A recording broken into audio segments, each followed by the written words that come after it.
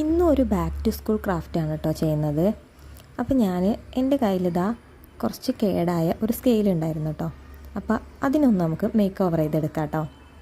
അപ്പോൾ ഞാനിതാ ആദ്യം സ്കെയിലിൻ്റെ അളവിലൊക്കെ ഒന്ന് വരച്ച് കൊടുത്തിട്ടുണ്ട്. എന്നിട്ട് അതിൽ ഓരോ സെൻറ്റിമീറ്ററിൻ്റെ അളവും എഴുതി കൊടുത്തു, വരച്ച് കൊടുത്തു, എല്ലാം ചെയ്തു കേട്ടോ.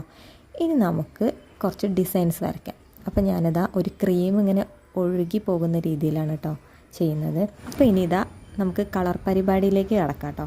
അപ്പോൾ ഞാൻ ഒരു ചോക്ലേറ്റ് കളർ എടുത്തിട്ടുണ്ട്. എന്നിട്ട് ഇതാ അതിനകത്തൊക്കെ കൊടുത്തു. എന്നിട്ട് ഒരു റോസാണ് കേട്ടോ എടുത്തിട്ടുള്ളത്, അതും കൊടുത്തു കഴിഞ്ഞിട്ടുണ്ട്. അങ്ങനെ അതുപോലെ തന്നെ അതിൻ്റെ ബാക്ക് സൈഡിലും ഇതേ ഒരു ഡിസൈനാണ് കേട്ടോ ഞാൻ ചെയ്യുന്നത്. അപ്പോൾ അതും കൂടെ നമുക്കൊന്ന് കളർ ചെയ്തെടുക്കാം കേട്ടോ.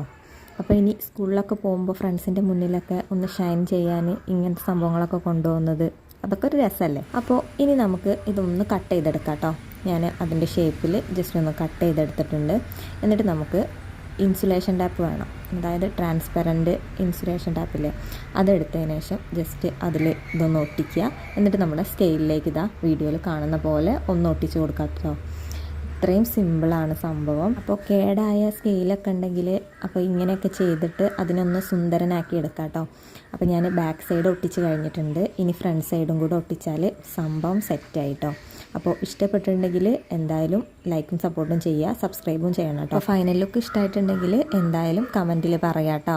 അപ്പോൾ നിങ്ങളും ഇതിനേക്കാളും അടിപൊളിയായിട്ടുള്ള സംഭവങ്ങൾ ചെയ്ത് നോക്കാം കേട്ടോ. ബൈ.